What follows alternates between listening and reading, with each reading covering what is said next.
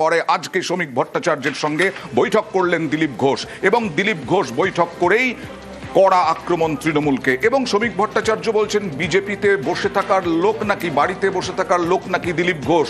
দিলীপ ঘোষ তো পার্টি করার লোক, দল করার লোক। সরাসরি চলে যাব প্রতিনিধি অর্ণবের কাছে। অর্ণব, এই বিজেপি তো গত কয়েক মাস একেবারে ব্রাত্য করে রেখেছিল দিলীপ ঘোষকে। এই ভোটের আগে আগে শিয়রে সংক্রান্তি, শিরে সংক্রান্তি, আর সেই কারণেই কি দিলীপ ঘোষকে নিয়ে আসা?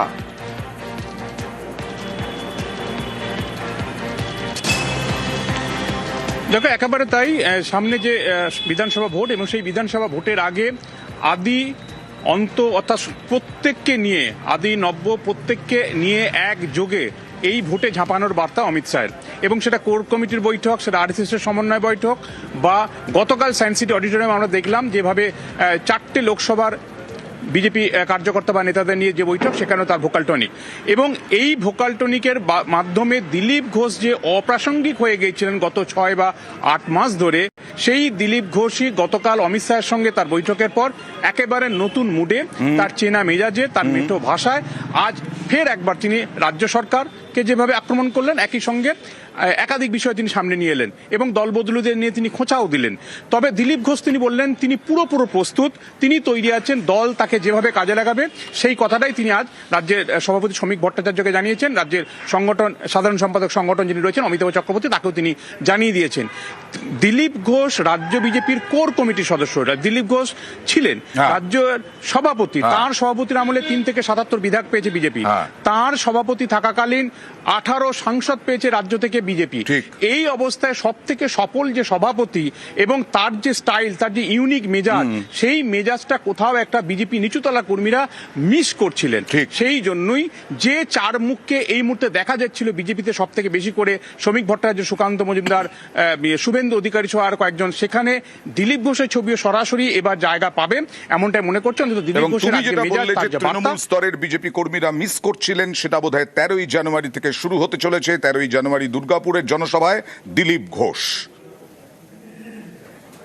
আর মাঠ জুড়ে খেলবেন দিলীপ ঘোষ, সভাপতি শ্রমিক ভট্টাচার্যের দাবি। দিলীপ ঘোষ কি বাড়ি বসে থাকার লোক নাকি? দিলীপ ঘোষ প্রায় কৈশোর থেকে এই সংগঠনের সঙ্গে যুক্ত, flesh and blood of this organisation. এই নির্বাচনে সংঘবদ্ধ বিজেপিকেই দেখতে পাবে।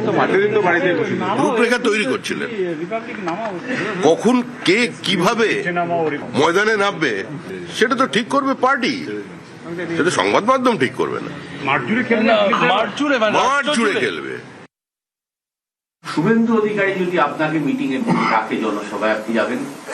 সবাই ডাকলে যাবো। উনিও আমাদের নেতা, সুকান্ত দা আছেন, বা তাদের ছাড়াও আমি একাধিক জায়গায় যাব। কারণ কি, এই যে আমাদের 294টা সিট আছে, তো সব জায়গায় যদি সব মানুষের কাছে পৌঁছতে হয়, তাহলে আমাদের সবাইকে যেতে হবে। এক জায়গায় 4 জন মিলে সভা করি তো আমরা কভার করতে পারবো না। আর সেই জন্য আমাদেরকে আলাদা আলাদাও সভা করতে হবে, একসঙ্গেও করতে হবে। সেটা আগামী দিনে বোঝা যাবে কি হবে। আর নতুন বছরে ফের পুরনো মেজাজে দিলীপ ঘোষ।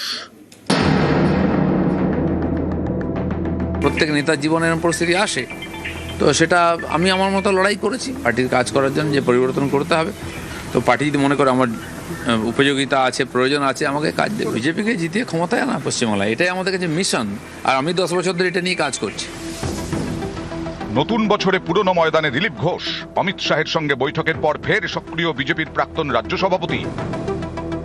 গত কয়েক বছরে বঙ্গ রাজনীতির ক্যানভাসে বারবারই ভেসে উঠেছে অভিমানী দিলীপের ছবি। 2024-এর লোকসভা নির্বাচনে আসন বদল করা হয় দিলীপের। মেদিনীপুরের সাংসদকে দাঁড় করানো হয় বর্ধমান দুর্গাপুরে, সেখানে হেরে যান দিলীপ। বঙ্গে লোকসভা আসনও 24-এ কমে যায় বিজেপির। এরপরই দলীয় সিদ্ধান্তের বিরুদ্ধে প্রকাশ্যে অসন্তোষ প্রকাশ করেন দিলীপ ঘোষ। পার্টির সিদ্ধান্ত নিয়েছে, সেটা ঠিক ছিল না, প্রমাণ হয়ে গেছে। তো আমি বাকি জায়গায়ও করব, কিন্তু সংগঠন যেভাবে ঢিলে হয়ে গেছে সব জায়গায়, বুথে আমরা প্রথমে লোক খুঁজে পাইনি, খুঁজে দাঁড় করাতে এজেন্ট খুঁজতেও হয়েছে। বৃহস্পতিবার সল্টলেক পার্টি অফিসে ঢোকার সময় দিলীপ ঘোষের মুখে ফের সেই আসন বদলের কথা। আমার সবসময় পছন্দের আসন খড়গপুর। যখন থেকে আমাকে দাঁড়াতে বলা হয়েছিল আমি খড়গপুর বলেছিলাম, লোকসভায় তাই ছিল। গতবারে আমার পছন্দের বাইরে করা হয়েছিল, সেটা সবাই দেখেছেন রেজাল্ট কি। আসন বদল, তারপর হার। এরপর থেকেই দলের সঙ্গে দিলীপের দূরত্ব বাড়ে। বিজেপির কোনো বড় অনুষ্ঠানেই দেখা যায়নি দিলীপ ঘোষকে। অনেকটা যেন কোণঠাসা হয়ে পড়েন। বাংলায় নরেন্দ্র মোদী এসেছেন, অমিত শাহ এসেছেন, কিন্তু মঞ্চে দেখা যায়নি দিলীপকে। আমাকে কর্মীরা ডেকেছিলেন, তাই আমি হ্যাঁ করেছিলাম। পার্টি ডাকেনি, হয়তো পার্টি চায়ও না আমি যাই, অস্বস্তি হবে, সেই জন্য আমি যাচ্ছি না দুর্গাপুরে মাননীয় প্রধানমন্ত্রীর সভা। এরপর গত বছর দীঘায় জগন্নাথ মন্দিরের উদ্বোধন। হঠাৎই সেখানে হাজির হন সস্ত্রীক দিলীপ ঘোষ। দলের সঙ্গে দিলীপের টানাপোড়েন চরমে ওঠে। কিছু লোক আছে যারা এই বললাম না পার্টিকে কবজা করতে এসে নতুন নতুন বিজেপি হয়েছে, তারা একটু ঝামেলা করার চেষ্টা করছে। এটা হবে না। আমরা রক্ত দিয়ে ঘাম দিয়ে পার্টি দাঁড় করিয়েছি, লক্ষ লক্ষ কর্মী বাড়িতে বসে আছে, এরাই কাজ করতে দিচ্ছে না। হঠাৎ বিজেপি যারা, তারা হঠাৎ এসছে হঠাৎ যাবে, বিজেপির কিছু যায় আসে না। প্রায় 7 মাস পর অমিত শাহের বঙ্গ সফরে বদলে গেল ছবিটা। ফের সক্রিয় দিলীপ, ফের পুরনো ময়দানে, পুরনো মেজাজে। সারা পশ্চিমবাংলা নয়, পশ্চিমবাংলার মানুষের জীবন জীবন নষ্টাগত, সারা ভারতবর্ষকে অশান্ত করে রয়েছে পশ্চিমবাংলা এবং এখানকার মাধ্যমে যে দেশ বিরোধী শক্তি বাংলাদেশ থেকে ঢুকে সারা দেশে ছড়িয়ে গিয়ে ইন্টারন্যাশনাল অ্যাক্টিভিটি করছে। এবং সারা দেশ তৈরি বাংলাকে পরিবর্তন করতে। অসম্ভব কি আছে পৃথিবীতে? রাজনীতির পরিবর্তন 1 মাসের মধ্যে হয়ে যাবে। বিজেপিকে জিতিয়ে ক্ষমতায় আনা পশ্চিমবাংলায়, এটাই আমাদের কাছে মিশন। আর আমি 10 বছর ধরে এটা নিয়ে কাজ করছি। নিউজ 18 বাংলা। দেশে প্রথম বন্দে ভারত স্লিপার এবং ভোটের আগে বাংলায় হাওড়া থেকে গুয়াহাটিগামী এই বন্দে ভারত জানুয়ারি মাসে 15 তারিখের মধ্যে হয়তো বা প্রধানমন্ত্রী উদ্বোধন করতে পারেন। এই নিয়েও রাজনৈতিক তরজা তুঙ্গে।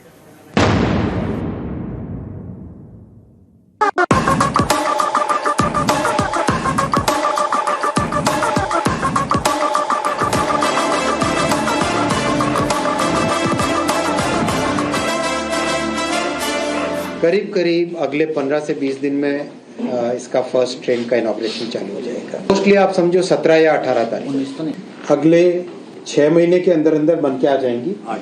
8 गाड़ियां और 6 महीने में बन के आ जाएगी। বন্দে ভারত এক্সপ্রেস দেশের নানা রুটে চলে এই ট্রেন। সব ট্রেনেই বসে যাওয়ার ব্যবস্থা। এবার দেশের প্রথম বন্দে ভারত স্লিপার চালু হচ্ছে। প্রথম ট্রেনটি চলবে হাওড়া গুয়াহাটি রুটে। এ মাসে উদ্বোধন করার কথা প্রধানমন্ত্রীর।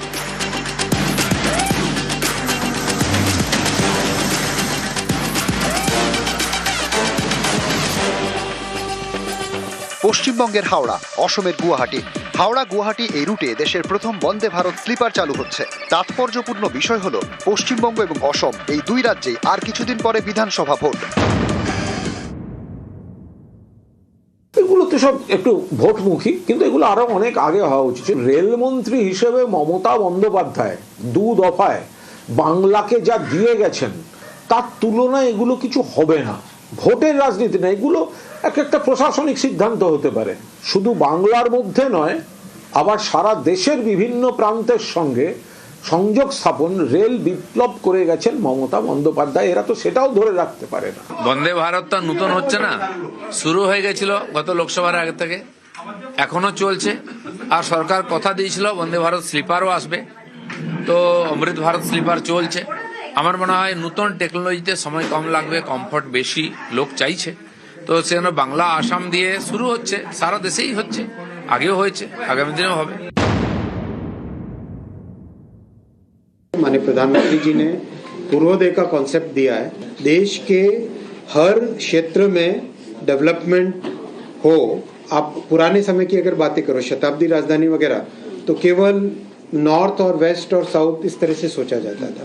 प्रधानमंत्री जी ने उस सोच को पूरा का पूरा ट्रांसफॉर्म किया कि हमें ईस्ट के बारे में, ईस्टर्न सेक्टर के बारे में और नॉर्थ ईस्ट के बारे में वैसे ही सोचना चाहिए जैसा हम बाकी देश के क्षेत्रों के बारे में सोचते हैं। तो बहुत सोच समझ के ये किया गया है, ईस्टर्न सेक्टर से चालू किया। বন্দে ভারত স্লিপার, ঝাঁ চকচকে ট্রেন, সর্বোচ্চ গতিবেগ ঘন্টায় 180 কিলোমিটার।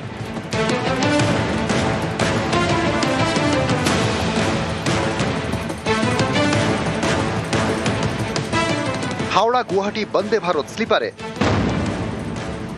সিট 823টি, কামরা 16টি। এর মধ্যে এসি 3 টিয়ার 11টি, এসি 2 টিয়ার 4টি, এসি ফার্স্ট ক্লাস 1টি। হাওড়া গুয়াহাটি বন্দে ভারত স্লিপারে ভাড়া এসি 3 টিয়ারে 2300 টাকা, এসি 2 টিয়ারে 3000 টাকা, এসি ফার্স্ট ক্লাসে ভাড়া 3600 টাকা। হাওড়া গুয়াহাটির মধ্যে 7টি স্টেশনে থামবে বন্দে ভারত স্লিপার। হাওড়া স্টেশন থেকে ছেড়ে প্রথমে থামবে ব্যান্ডেলে, তারপর Katwa, new Farakka, Malda town, new Jalpaiguri, তারপর নিউ কোচবিহার, নিউ বঙ্গাইগাঁও, তারপর গুয়াহাটির Kamakhya station. News 18 Bangla. Target 26, কাল থেকেই রাস্তায় নেমে পড়ছেন, পথে নেমে পড়ছেন অভিষেক বন্দ্যোপাধ্যায়। বিভিন্ন জায়গায় জনসভা করবেন। এর আগে 24-এর আগে জোয়ার বাংলা অভিযান করেছিলেন জেলা জুড়ে। এবার আবার জিতবে বাংলা। কথা বলবো প্রতিনিধি আবিরের সঙ্গে। আবির, শুধুমাত্র জনসভা নাকি বিভিন্ন জেলায় জেলায় কর্মী সভাও করবেন? কি এখনো পর্যন্ত কর্মসূচি? দেখো, প্রথমত কর্মসূচির নামই দেওয়া হয়েছে যতই করো হামলা আবার জিতবে বাংলা। তৃণমূল কংগ্রেসের আজকে থেকে যে দুটো কর্মসূচি শুরু হয়েছে তার সঙ্গে এটা আলাদা। এখানে সেক্ষেত্রে দাঁড়িয়ে অভিষেক বন্দ্যোপাধ্যায় নিজে গোটা রাজ্য জুড়ে বিভিন্ন জায়গাতে মিটিং মিছিল, বিভিন্ন জায়গাতে নেতাদের সঙ্গে বক্তব্য তিনি শুনবেন। যেমন বারুইপুর থেকে যেটা শুরু হতে চলেছে, সেই সবার ক্ষেত্রে যেটা হচ্ছে একটি বড় সভা হবে এবং সেখানে ব্রিগেডে 2024-এর যেভাবে লোকসভা নির্বাচনের আগে ব্রিগেডে যেরকম ভাবে মঞ্চসজ্জা করা হয়েছিল র্যাম্প সহ, সেরকম থাকবে, যাতে যারা সেখানে উপস্থিত থাকবেন তাদের সঙ্গে তিনি সরাসরি সেখান থেকে গিয়ে এসে কথা বলতে পারেন। আবার আলিপুরদুয়ারে যে চা বাগানের শ্রমিকদের নিয়ে যে সভা হতে চলেছে, সেখানে চা বাগানের মাঝে একটি খোলা মঞ্চ তৈরি করা হচ্ছে, যেভাবে নবদ্বার যাত্রাতে তিনি সন্ধ্যেবেলা যখন সমাবেশ করতেন ঠিক সেরকম ভাবে হবে। এরকম ভাবে সমস্ত জায়গাতেই বাছাই করা জায়গাগুলিতে হচ্ছে, যেখানে মিটিং কোনোদিন একই দিনে একই সঙ্গে হচ্ছে, মিছিল হবে বা বিভিন্ন জায়গাতে মানুষজনের সাথে কথা বলার ব্যবস্থা রাখা হচ্ছে। মূলত কেন্দ্রীয় বঞ্চনা, এসআইআর ইস্যু এবং হচ্ছে পরিযায়ী শ্রমিকদের প্রতি আক্রমণ, বিশেষ করে বাংলা ভাষায় কথা বললে যেভাবে অত্যাচারিত হতে হচ্ছে, সেই প্রসঙ্গগুলোকে সামনে নিয়ে এই যতই করো হামলা আবার জিতবে বাংলা এই কর্মসূচি কাল থেকে শুরু করছে তৃণমূল, যার নেতৃত্বে মূলত থাকবেন হচ্ছে অভিষেক বন্দ্যোপাধ্যায়। কাল বারুইপুর, শনিবার আলিপুরদুয়ার। আমরা যা প্রত্যাশা করেছি তার থেকে বেশি লোক হবে। সাধারণ মানুষের প্রচন্ড উৎসাহ রয়েছে অভিষেককে কেন্দ্র করে, এবং আমাদের এখানে যারা দায়িত্বে রয়েছে, যেমন বিভাস সর্দার রয়েছে আর অন্যান্য যারা রয়েছে, আমরা রয়েছি, সবাই আমরা যৌথভাবে সবাই মিলে প্রচেষ্টা করছি যাতে তাড়াতাড়ি লোকজন এসে মাঠে ঢুকতে পারে। দলের প্রতিষ্ঠা দিবসে ভোট বার্তা মমতা বন্দ্যোপাধ্যায়ের। অপশক্তির কাছে মাথা নত না করার বার্তা মমতা বন্দ্যোপাধ্যায়ের। রক্তচক্ষু উপেক্ষা করে সংগ্রামের বার্তা তৃণমূল নেত্রীর। প্রতিষ্ঠা দিবসে কর্মী সমর্থকদের শুভেচ্ছা বার্তা মমতার। আর অভিষেকের তৃণমূলের প্রতিষ্ঠা দিবসে শুভেচ্ছা বার্তা, কর্মী সমর্থকদের শুভেচ্ছা বার্তা Abhishek Bandyopadhyay.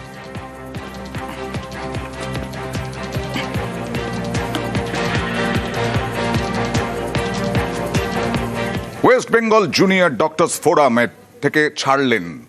West Bengal junior doctors ফোরামের ট্রাস্টের যিনি সভাপতি ছিলেন অনিকেত মাহাতো, আরজি কর আন্দোলনের অন্যতম মুখ, তিনি ছেড়ে দিলেন West Bengal junior doctors forum. তার ক্ষোভ রয়েছে জুনিয়র ডাক্তার ফোরাম যেভাবে চলছে তা নিয়ে তার ক্ষোভ রয়েছে। এক্সিকিউটিভ কমিটি তৈরি নিয়ে প্রশ্ন রয়েছে, অগণতান্ত্রিকভাবে কমিটি তৈরির অভিযোগ রয়েছে, বারবার আপত্তি সত্ত্বেও গুরুত্ব না দেওয়ার অভিযোগ রয়েছে। সোশ্যাল মিডিয়ায় পোস্টে ক্ষোভ উগরে দিলেন অনিকেত মাহাতো এবং আমাদের সঙ্গে কথা বলার সময়ও তার অভিযোগের পর অভিযোগ।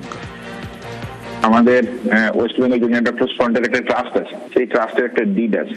সেই ডিডে পরিষ্কার ভাবে যে কথা বলা আছে যে এক্সিকিউটিভ কমিটি বা নতুন কমিটি তৈরি করার কোনো প্রভিশন নেই, কোনো প্রস্তাবনা নেই। তাহলে যদি আমাদেরকে তৈরি করতে হয় তাহলে এই প্রস্তাবনা আনা উচিত। আমি এই জায়গা থেকে চেয়েছিলাম আইনি পরামর্শ নেওয়া হোক, আইনি পরামর্শ নিয়ে এই ট্রাস্টের যে প্রভিশন নেই সেই প্রভিশনটা আনা হোক, নতুন কমিটি তৈরি করা হোক, এই ট্রাস্টের সাথে যে সম্পর্ক তৈরি করার কথা সেই সম্পর্কের জায়গাতে ওয়েস্ট বেঙ্গল জুনিয়র ডক্টরস ফ্রন্টের বাকি যারা সহযোদ্ধা আমার তারা যেতে সমর্থন হন। তাহলে এই সমর্থন যদি তারা না হন তাহলে যে সমস্যাটা তৈরি হয় বেরিয়ে আসা ছাড়া আর অন্য কোনো জায়গা থাকে না। আশা করি তারা তাদের ভুল সংশোধন করে অভয়ের ন্যায় বিচারের লড়াইতে এগিয়ে আসবে। পাল্টা আক্রমণ কুণাল ঘোষের। ওর মধ্যে অনেক রহস্য আছে। বিভিন্ন সময় বিভিন্ন অভিযোগ উঠেছে যে অভয়ার সেন্টিমেন্টকে ব্যবহার করে যেভাবে নানা তহবিল সংগ্রহ হয়েছে, কমিটির নামে দখলদারি চলেছে ইভেন্ট ম্যানেজমেন্ট কোম্পানিকে পেমেন্ট করা হয়েছে এবং হিসাব বহির্ভূত নানা রহস্য নিয়ে প্রশ্ন উঠেছে, তার একটার সদুত্তরও পাওয়া যায়নি। ফলে সেখানে তো একটা রহস্যাবৃত জিনিস চলছিলই। এবার তার মধ্যে ওদের নিজেদের মধ্যে কি নিয়ে কি লেগেছে, কে হয়তো কমিটিতে থাকতে চায়, ওর পছন্দ হয়নি, ওটা তো আর কমিটি নেই, ওইসব ট্রাস্ট কমিটিগুলো তো মধুভাণ্ডে পরিণত হয়েছে। আর আপনাদেরকে মনে করিয়ে দিই, কালীগঞ্জ উপনির্বাচনের ফলের দিন বোমাবাজিতে মৃত্যু হয়েছিল তামান্না খানের মোলান্দিতে। সেই তামান্নার মা মঙ্গলবার রাতে ঘুমের ওষুধ খেয়ে আত্মহত্যার চেষ্টা করেন এবং সেই তামান্নার মা তিনি আবারও অসুস্থ হয়ে পড়েছেন। তাকে কলকাতায় নিয়ে আসা হচ্ছে। মা সাবিনা ইয়াসমিন শক্তিনগর হাসপাতালে ভর্তি করা হয়। গতকাল হাসপাতাল থেকে বাড়ি ফিরে ফের অসুস্থ। ধৃত 10 জনের বিরুদ্ধে চার্জশিট দেওয়া হয়েছে। এখনও অধরা 14 অভিযুক্ত। সেই আতঙ্কে আত্মহত্যার চেষ্টা বলে দাবি পরিবারের।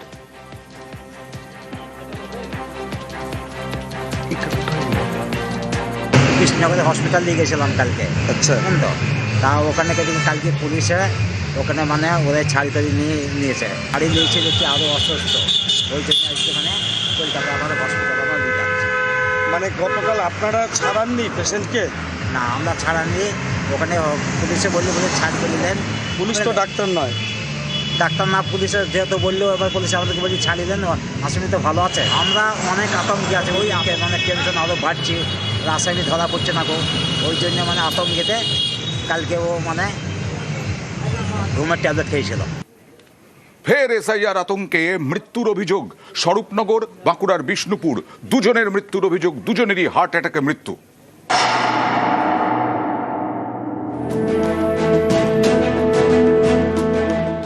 উত্তর 24 পরগনার স্বরূপনগর, এখানকার বাসিন্দা সুলতান সর্দার, বয়স 60, বৃহস্পতিবার সকালে হার্ট অ্যাটাকে মারা যান। স্বরূপনগর থানার স্বরূপদায় সুলতান সর্দারের বাড়ি। গত শনিবার তাকে এসআইআর হিয়ারিংয়ে ডাকা হয়। সেই মতো স্বরূপনগর বিডিও অফিসে যান। পরিবারের দাবি সেখান থেকে ফেরার পর আতঙ্কে ভুগতে শুরু করেন, অসুস্থ হয়ে পড়েন। এদিন সকালে হার্ট অ্যাটাকে মারা যান। 4-5 দিন আগে নোটিশ আসে, তো এসআইআর জন্য এবার সেই নোটিশ নিয়ে আব্বা যায়। যাওয়ার পরে ওখান থেকে বাড়ি এসি আব্বা ওই যে বিছানায় শুয়ে পড়লো, আব্বার আর বলতে পারলাম না। মৃত্যুর কারণ একটাই হচ্ছে ওই এসআইআর।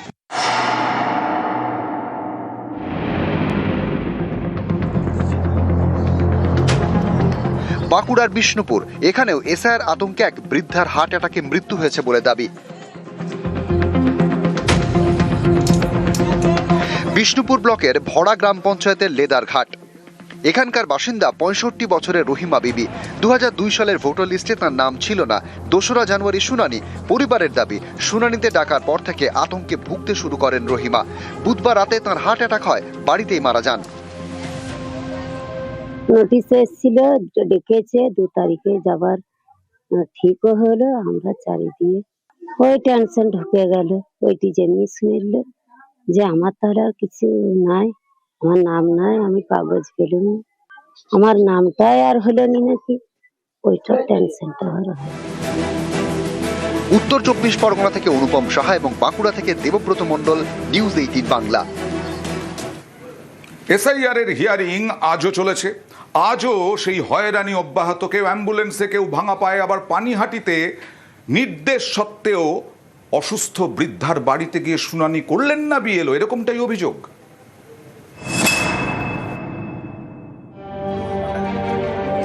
অসুস্থ, হাঁটতে পারেন না, তাই অ্যাম্বুলেন্স চেপেই এসআইআর শুনানিতে।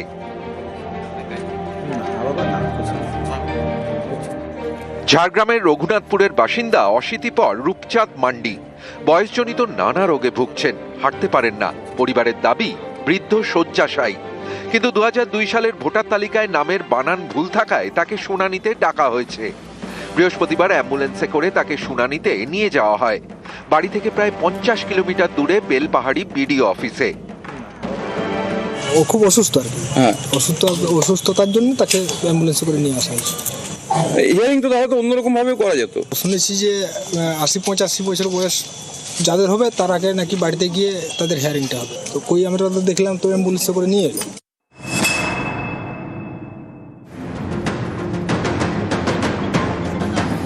আলিপুরদুয়ার শহরের সারদাপল্লীর বাসিন্দা শিখা ভৌমিক, 2 পায়ে প্লাস্টার। এই অবস্থায় শুনানিতে তার দাবি দিন সাতেক আগে সিঁড়ি থেকে পড়ে দুপা ভেঙে গিয়েছে, কিন্তু 2002 সালের ভোটার লিস্টে নাম না থাকায় শুনানির নোটিশ ধরানো হয়েছে। তাই ভাঙা পা নিয়েই যেতে হয়েছে আলিপুরদুয়ার ইন্ডোর স্টেডিয়ামে এসআইআর শুনানিতে। 2002 আমাদের নাম নাই ভোটে, কষ্ট হচ্ছে, ব্যথাটা আসছে যে নাম নাই, আবার যদি এখন না আসে, আবার যদি না থাকে ওই জন্য।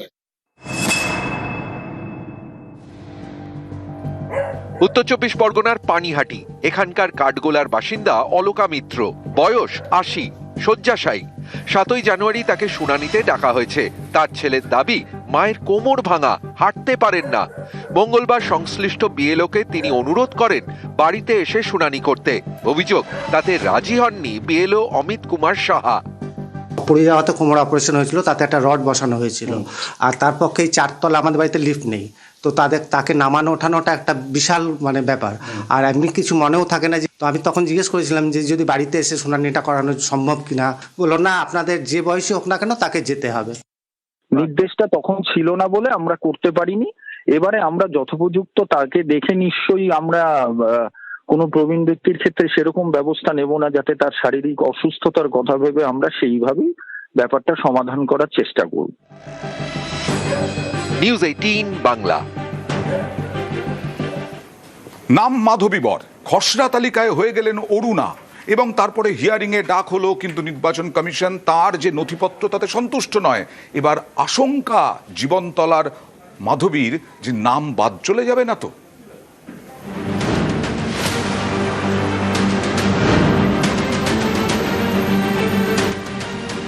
মাধবী বর দক্ষিণ 24 পরগনার জীবনতলার বাসিন্দা। প্রায় 29 বছর ধরে এটাই তাঁর ঠিকানা। এসআইয়ের খসড়া তালিকায় মাধবীর নাম হয়ে গিয়েছে অরুণা। এতেই তৈরি হয়েছে আতঙ্ক।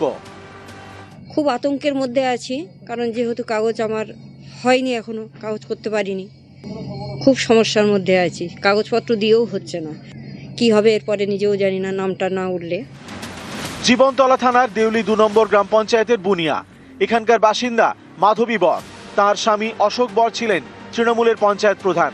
বছর 3 আগে অশোক মারা যান। তাদের একমাত্র মেয়ের বিয়ে হয়ে গিয়েছে। তারপর থেকে একাই থাকেন মাধবী।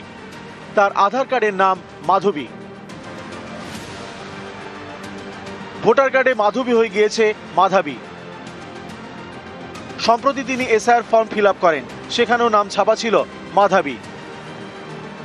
কিন্তু খসড়া তালিকায় মাধবী হয়ে গিয়েছেন অরুণা। তবে স্বামীর নাম এক, অশোক বর, কিন্তু সেখানে লেখা নেই মাধবীর এপিক নাম্বার। মাধবীকে ডাকা হয় হিয়ারিং এ।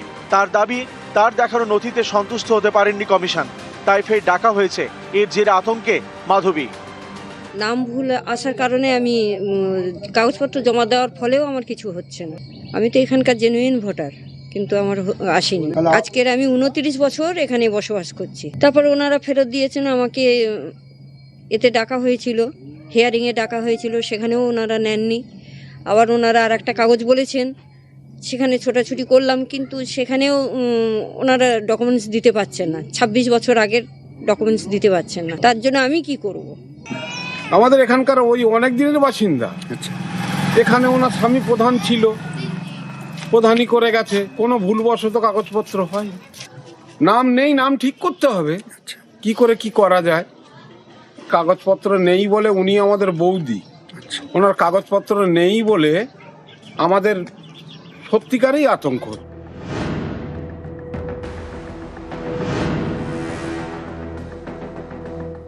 বিধায়ক ছাড়া এ বিষয়ে স্থানীয় নেতারা মুখ খুলতে রাজি নন।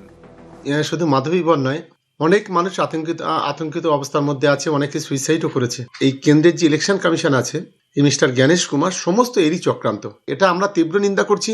অশোক বরের যিনি স্ত্রী আছে, আমি তাকে বলবো যে আপনার যে ফ্যামিলি রেজিস্টার আছে, সেই ফ্যামিলি রেজিস্টারটাকে সংগ্রহ করুন এবং হিয়ারিং এ যান। এ বিষয়ে আমাদের যতটা লড়াই করতে হয়, যা যা করতে হয় আমরা করব। দক্ষিণ 24 পরগনা থেকে অনুপ বিশ্বাস, নিউজ 18 বাংলা। ভারতের ভোটার বাংলাদেশি, মেডিকেল ভিসা নিয়ে ভারতে বাংলাদেশের নাগরিক, এবং তারপরে নাকি ভোটার কার্ড বানিয়ে ফেললেন এবং বাংলাদেশের নাগরিক ভারতের ভোটার হয়ে গেলেন। ভারতে রাধাকৃষ্ণ সরকার নামে পরিচিত নাম পাল্টে পাসপোর্ট, আধার, প্যান সবে তৈরি রাধাকৃষ্ণ বারুয়ের ভাগ্নির সাহায্যে ভোটার তালিকায় নাম তোলার অভিযোগ। কারোর ভোটে নাম তুলে দিয়েছেন আপনি?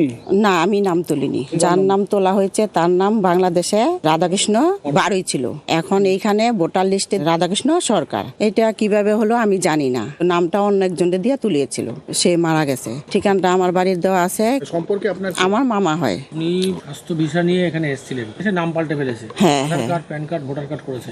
আপনি সেগুলো জানতেন না? না না না। এসআইআর ফর্ম ফিল আপ করেছে স্যার? হ্যাঁ, তুলেছি আমি, যেহেতু আমার মামা হয়। এক মেয়ে এইখানে বিয়ে দিছে, আর 2 মেয়ে আর 1 ছেলে বাংলাদেশ আছে। বিয়ে দিয়েছে, কিন্তু মেয়ের বার্থ সার্টিফিকেটটা আবার নৈহাটি হসপিটাল থেকে বের করেছে। সেটা ওর বর, ওর যেখানে বিয়ে দিছে ওর বর বের করেছে সব। তবে ভোটার তালিকায় নাম তুলে দেওয়ার অভিযোগ অস্বীকার ভাগ্নি কল্পনা সরকারের। মামার জাল নথির কথাও জানতেন না বলে দাবি।